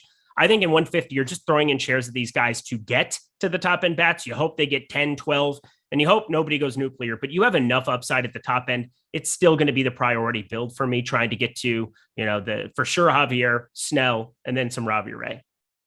And is there anything else from a pitching standpoint you want to talk about? I mean, I guess the only guys we haven't really mentioned are, Michael Wacha, Noah Syndergaard. We talked about Carlos Carrasco and Cal Quantrill.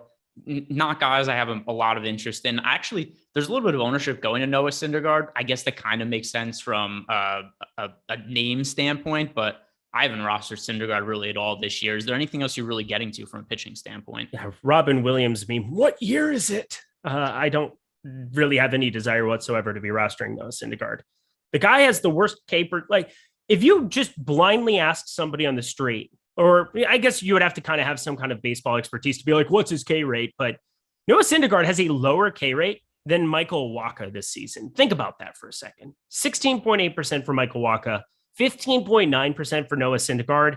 And this Boston lineup, despite its faults at the beginning of the season, has some guys, and Franchy Cordero being added to the fray here, hitting ahead of Bobby Dahlbeck in some spots. I mean, there's just no doubt. And Franchy Cordero can do some running too. Don't be sleeping on that today. Going to be looking at a lot of guys. Jaron Duran, super cheap. I expect him to be in the lineup today, especially in a stolen base type upside thing. He was batting second, I believe, the other day. That was kind of crazy. He's basically only playing 3 games all season, the last 2 since he got called back up here. But he was on like the paternity list, I believe, before he got back in the mix here. But watch Duran run crazy here as well. Noah Syndergaard, I think he's going to have some massive problems tonight.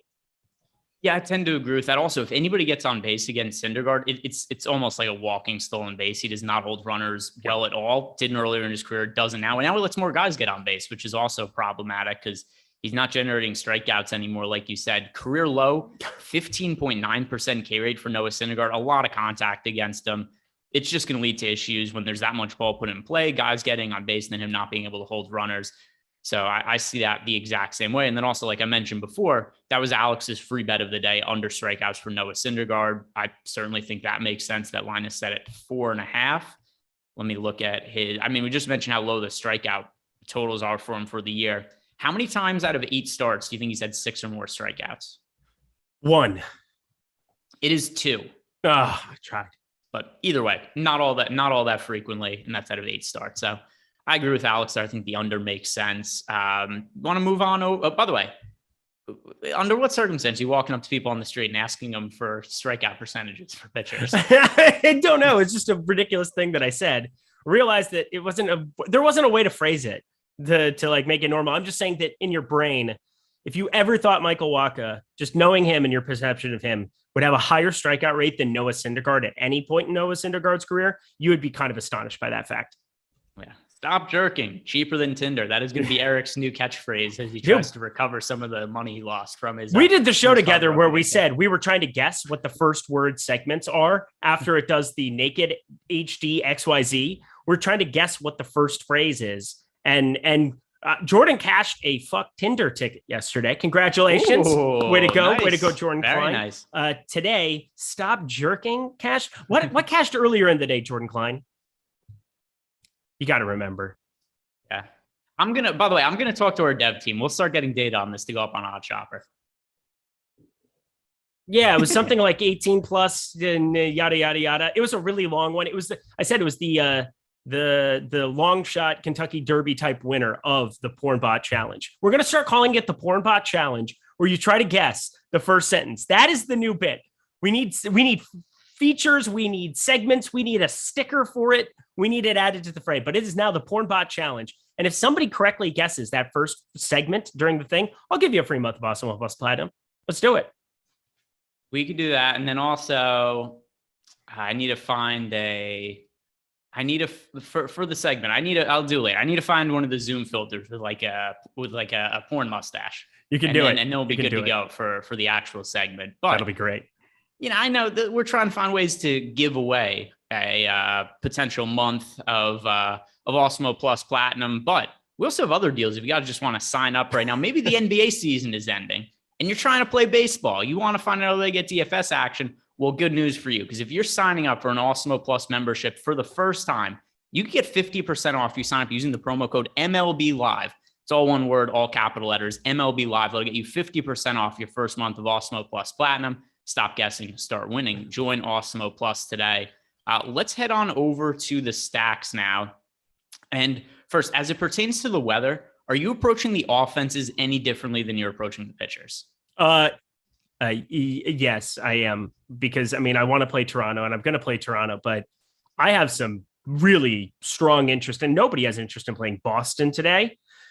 Nobody has interest in playing Arizona today. If they end up playing in this first game, we'll see what happens. You still have it out of your player pool, but I would have some Arizona up against Hunter Green, even though I love Hunter Green so much. And nobody's rostering the Mets against Blake Snell. And now that's really the one that I'm getting to, where Pete Alonso, you get one of the best hitting shortstops. I mean, Francisco Lindor can just dominate the shortstop position on any given slate. He really has the most upside day in, day out at the position. And if you go to our new top batters tool and you take a look at certain guys and their opportunities to hit home runs, you have like Corey Seager that would be up the board at 18.3% against Cal Quantrill. That's higher than Xander Bogaerts at 14%. Jeremy Pena at 13%. This top batters tool has changed a lot of the way that I think about positionally trying to find my one-offs, trying to find guys that I'm getting to. So it's a really amazing tool. I know Sean Zahn's the guy who's been spearheading a lot of the efforts, putting that together. It is so well done, being able to go position by position. It's only available for DraftKings right now. I know that's where you and I are mainly playing, but you can look at the value guys. Bo Bichette still has some decent value scores going his way, but Francisco Lindor, I mean, he's just going to be a guy that positionally you look up and down this spot and it feels like he's just going completely underappreciated as opposed to every other elite shortstop up there. He's sub 4%. When you start getting stuff like that for him and Alonso, I'm just really enticed going up against the most popular pitcher on the slate. I have to read this comment in the YouTube chat from Joe Lacatz. Stop winning, start jerking. EMAC 2024. That is hilarious. Oh man, honestly, Joe Lacatz wins chat today. Joe Lacatz, too legit to quit. That was good stuff. I want to do a weather update also. I'm trying. That's all I'm doing here because I haven't heard anything about the game. I'm looking on Twitter at Cincinnati at their. All right, so the weather has gotten worse in the Cincinnati game since the last time we updated. So right now it's raining at the moment in Cincinnati. We're now looking at a 70% chance of rain until 9 p.m. their time. So that would be 3 hours after the game has started. That's not ideal. Let me look at Cleveland. Bad. Seems like something you don't want. How far is Cleveland from Cincinnati? Do you know? How far is I have no idea.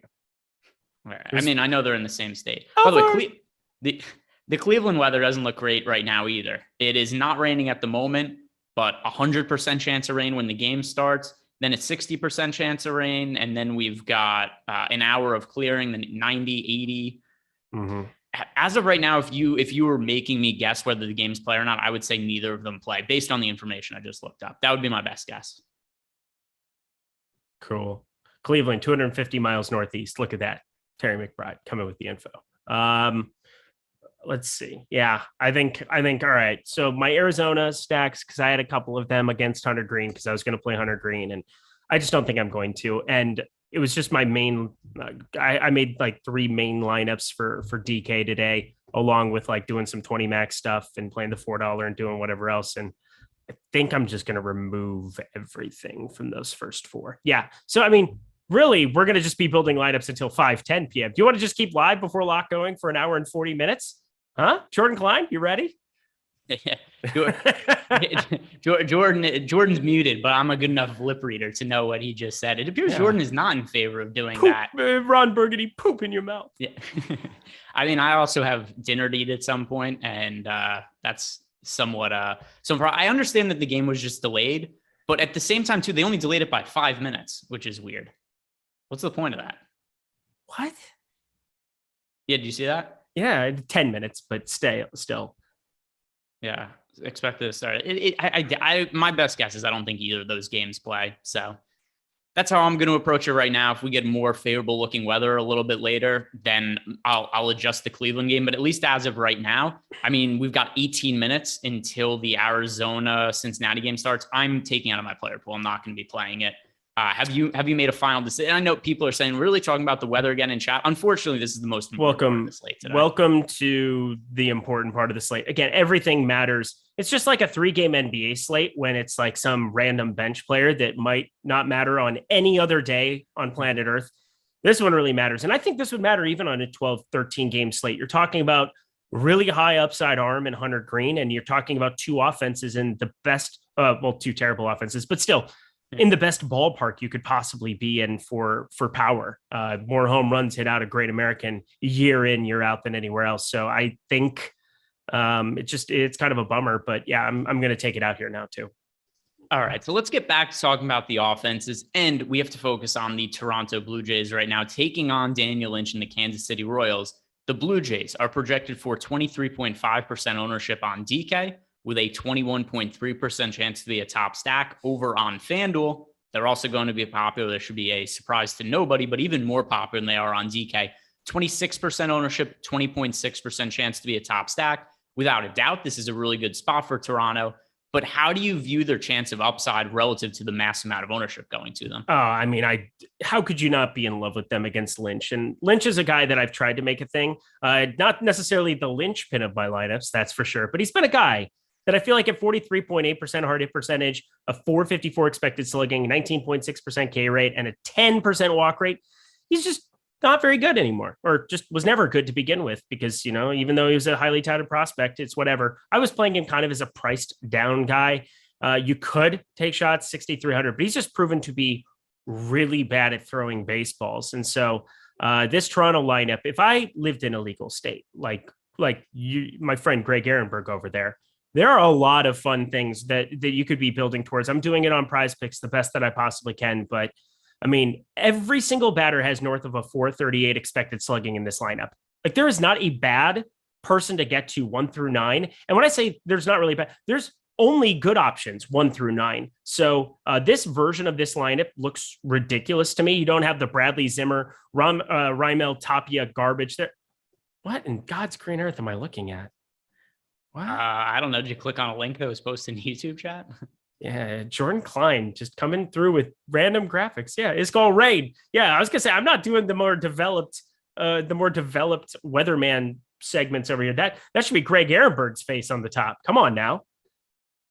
Yeah, I mean, and by the way, it's not like I'm doing anything sophisticated. I have the weather app downloaded on my phone. The most difficult thing I had to do was figure out how to spell Cincinnati when I'm checking. That's the only C-I-N. Yeah, exactly. It's impossible in the history. Nobody's ever done it successfully. Okay. Yeah. Nobody's ever done it before. The history of the world. We've gathered a lot of the world's smartest scientists, and they've debated for years about how to spell Cincinnati.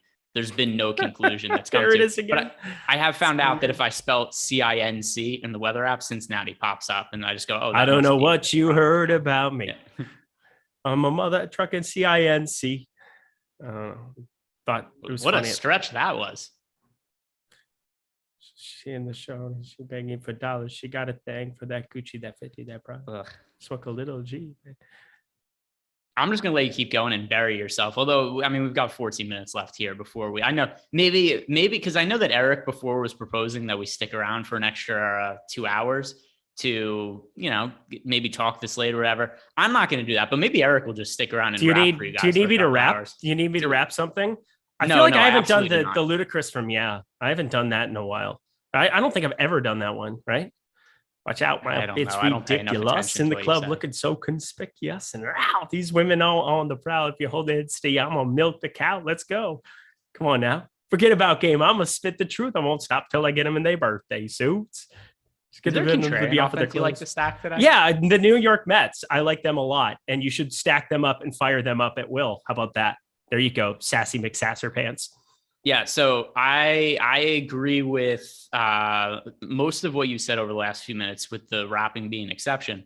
But as for the New York Mets, it's not just that they're positively leveraged. It's all of the ownership going to Blake Snell. And I presume now, let me see if we have an ownership update, actually. I think we're going to start to see some of the ownership come down on the Cincinnati-Arizona game now that not only there's the weather concern, but the dumbest thing ever, delaying the start of the game by 10 minutes. But that aside, no, not any significant ownership update yet. But I think that we could see some people get off of Hunter Green, get off of Madison Bumgarner, and then you start to think, where is that ownership going to go? It's probably going to Blake Snell. And so I think that also there's going to be offense that see increased ownership. But if people are going to be rostering Blake Snell so heavy, I mean, the Mets are just going to be one of the more contrarian offenses on the slate. And Blake Snell struggled last year. I understand there's still upside there because he could still generate a lot of swing and misses, 30% K rate this year, 31% last year. But the Mets have a really, really talented offense. But what's a reasonable guess for Blake Snell's ownership at this point if we start to see people get off of Hunter Green, maybe get off of, John Gray, get off of Madison Bumgarner? Like, are we going to see like a 65%, 70? Like, that's the number I came up with. 65%. Yeah. That makes me even more interested in the Mets. Yeah, I was always going to have tons of Pete Alonso. He's my favorite one off of the day. Pete Alonso to hit a homer. I don't know what the number is, but just slam it.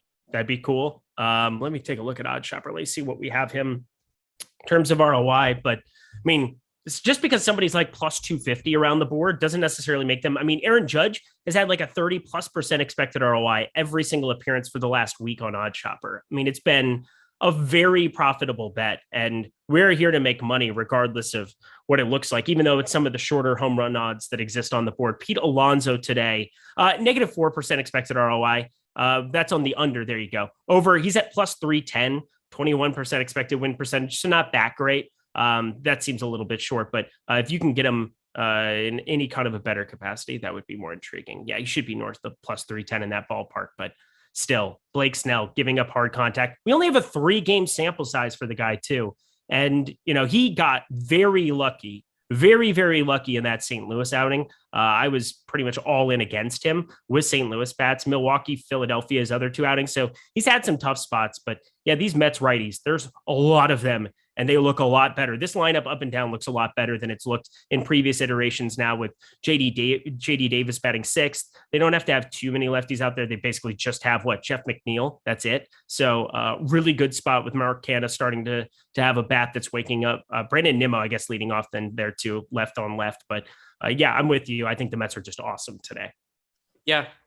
So, I mean, the Mets, I think when we're looking at contrarian stacks, I think that is certainly a good shout out, especially under the assumption that we're going to start to see the ownership creep up for Blake Snell. I mean, it was already going to be super high, the most popular pitcher by a mile on DraftKings and FanDuel, probably even more so with some of the weather concerns at this point. I am a little bitter with Pete Alonso. Hopefully I could be on the right side of him because a couple days ago when he had that 2-homer game, I was in first place in a lot of contests, including all the single entry stuff. And then he hits that late homer. Of course, I'm not playing Pete Alonso in single entries, but then I get passed by Met stacks. And so I still did well for the night, but there's such a big difference between finishing first and finishing 4th or 5th. So that was mildly annoying, but hopefully I could be on the right side of Pete Alonso today. As for another offense that I like for fairly similar reasons as a contrarian option, the Houston Astros going up against Robbie Ray. I mean, we have no clue what we're getting from Robbie Ray on any given night. Sometimes it may be good, sometimes it may be shit. Sometimes it may be good, sometimes maybe shit. But Robbie Ray really, really, I think he takes that to heart when he goes and pitches. Like, I think he probably says that to himself as he's about to warm up also. Let me look at some of these fantasy totals for Robbie Ray lately. Yeah, I love Houston too. Right, so Robbie Ray, the most expensive pitcher on the slate. Here are just his last 3 fantasy games. 9, and that was against Baltimore. 23 against Oakland, 17 against Boston, then a 20 against the Mets, who was the most difficult offense he faced in that time frame. So really all over the place with inconsistency with Robbie Ray, but he's giving up a lot of hard contact this year. Still generates a lot of strikeouts. So we could see this going either way, but considering that he is going to be really popular, but actually, I mean, he's not going to be that popular relative to, like Blake Snell, but people aren't rostering the Houston Astros either. And I think them at a 6% ownership share, this is another team that makes sense to get overweight to the field on. Number one, just the firepower in the Houston Astros offense and some of the added leverage that we're getting on Robbie Ray, because I also think that him, while not being uber popular, I also think he's going to come up a little bit in ownership now that we're starting to see these weather concerns. Yeah, Alvarez and Kyle Tucker in my main lineup right now, 5-2-1 Mets with those two. It's just a lineup that's going underappreciated. And looking at Yordan Alvarez specifically as like another team or another spot where I just want to get to one else, guess his hard hit percentage without looking at it. I have no clue. So you're going to have to tell me. It's not fun. I don't know. Come up with a number. What? Wait. 34%. No, 65.2% hard hit percentage. Play the game. Or don't play it at all. 801 expected I played slugging. the game. I guessed the number. You didn't like my guess. I didn't what am I supposed to do? Give the right answer? Uneducated guess. It was not correct. I mean, that would be Jose Altuve has a 27.6% hard hit percentage. That's just absurd. Way down the board, but still a 486 expected slugging. It's like he just kind of knows where he's hitting it. That's weird to do. That's like Tony Gwynn shit. But yeah, Yordan Alvarez, give me all of that you got in a bag of potato chips. By the way, Terry is saying that FanDuel moved the start time of the slate to 6:48. All right, why? Well, that's random. I guess because of the weather, trying to give people some more time to react. Let's see. Did DraftKings change the start time? Or they still 6 minutes? 7 minutes. That would be really weird. They've pushed it back for like NASCAR stuff when they want stuff to fill. They're just like, oh, we're going to push back 15 minutes because I've definitely chased overlay before when they do that stuff, and it's not enjoyable. But yeah, they're not going to push it back. Malokar wants us to guess his weight. 8.5 stone. Is that fair? Is that a fair guess? I have no idea the stone conversion rate to us American with our stupid, non-metric system stuff. Well, I mean, stone is fairly dumb also because stones could weigh different amounts, but they could. That'll be my official guess. I don't know how much a stone is either. It was either an accurate guess, or I'm saying that he has an eating disorder, I went to the other one and said that he was really heavy. Who knows? Nobody knows what. That was a stone cold guess. Yeah. Nobody. Oh, look at you! Look at you! Final offense that I want to shout out here. Talked about a little bit before. Boston Red Sox against Noah Syndergaard. Syndergaard has simply not been very good this year. I know that we do have somebody who was in chat before who had the YouTube handle of Syndergaard. So I'm sure that he's not thrilled to hear me say disparaging things about Noah Syndergaard. But, he's 29 years old. He's had a series of injuries throughout his career, and the velocity is just not the same now coming back from Tommy John surgery. And we've seen all different results from guys coming back from Tommy John surgery. Sometimes they throw harder, sometimes it's the same. And Syndergaard is just not there anymore. In 2017, he had an average fastball velocity of 99.6 miles per hour. Peak Syndergaard, he was sitting around 98 miles per hour. 94.5 this year. I know that's still decent velocity, but it's not what he was having before in terms of velocity. He's a 4.02 ERA, a 4.69 expected ERA. The strikeouts, like we mentioned before, are so far down. It's hard for me to back Syndergaard as a pitcher. He's also picking up a little bit of ownership. The Red Sox offense did much better in the last month than they were in the first month of the season. So I think this is a good spot to get to Boston as a contrarian offense. So the three teams that I'm kind of backing for contrarian purposes, Boston Red Sox, and then the Houston Astros, and the other one was the New York Mets against Blake Snell. Fair to assume that you are on the same page as me when it comes to Boston? Yeah, I feel like we're playing the same lineups today, so this is surely going to go well for us. We're like in a marriage lineup sharing here at the moment. Don't do that, people. Don't do such things. But either way, that's what it feels like because I'm playing a lot of Mets and playing a lot of Houston, playing a lot of, to kind of round it out, Boston, because especially finding some of these back order guys from the Boston side. I mean, you don't even really need to try to get that cute with Boston. Yeah, everybody's going to like Devers. He's going to always stand out. He's got 16.6% ownership, but nobody else is getting any kind of major ownership right now. Very curious to see if Jarren Duran ends up in that lineup. I will have a ton of him sitting at 2,600. That's going to give me more access to a lot of the guys up top. And I think so long as he's not the projected guy in a lot of these lineups that I'm looking at here or at other places, if he ends up sneaking in, that's going to be a dude to just go massively overweight to. The stolen base upside is off the charts. Let me pull up, because I know in AAA, like in year long, you're always trying to hunt for guys to help you get the stolen base category. And Jarren Duran was kind of a quick snag to be able to pull it off. Stolen bases, he has 11 this season in AAA. That is through 173 plate attempts. So he's been on base how many times? I don't know, but 37 games, 11 stolen bases already. He had 28 in 2019 at AA ball. I mean, this is a guy who is quick. And so if he's batting up in the order, that would be awesome. By the way, Sean V, if you're talking about Syndergaard last season, he only pitched 2 innings last year. So it doesn't really matter what happened last year. As for bobsled season, always bobsled season around here. We have a super chat from Jake Lindland. Is Cleveland, Texas safe? No, it does not look safe. Who's your favorite starting pitcher sub 8K right now? So if we get a favorable weather update in the next 30 minutes, it would be John Gray, but I don't think that is going to be the case. So sub 8K. Yeah, we're about to lose Hunter Green. I feel that coming, so that would be fun. John Gray has to be the answer by default, but it's definitely not safe. We'll just kind of see if we get to that point in time. Otherwise, this might be a weird thing to say, but I think the safest guy, no matter what, when you consider the weather, is Ross Stripling. I mean, I think almost by default relative to the other options, like I guess that's the case, because if you're considering the weather, you know, Hunter Green, John Gray, Madison Bumgarner, we're taking them out of the mix. Daniel Lynch against the Blue Jays, that's certainly not safe. Ross Stripling's numbers this year, they're not terrible. Here's the issue with Stripling, though, is, you know, how deep is he going to work into the game? Because Stripling's recent outings, 2 2/3 innings, 1 2/3 inning, 1 out, 2 innings, 2 innings. I mean, the real answer is none of them. I don't like any of them that much at this point. Yeah. Well, I mean, you got to get to exposure to a couple of them. I think Ross Stripling's the guy maybe to get to the most, but I love Sal Perez so much as just a catching option today. I find it to be pretty easy to be paying up for some of your one-offs, depending on what stacks you're putting together. There's just so many cheap pieces from Houston on the back end of that lineup, the Mets, the back half of that lineup, and Toronto. I think that there's enough pieces even there. Lourdes Gurriel, 2,800 in the 8-hole. You get Matt Chapman sub 4K. You definitely have some ways with some of these stacks, even for being a short slate, some ways to get access to some of these really massive one-off options. He's only got 12% going his way as the most expensive catcher over on DK. On a 4-game slate, which is what this could become, I want to be north of that number for Sal Perez.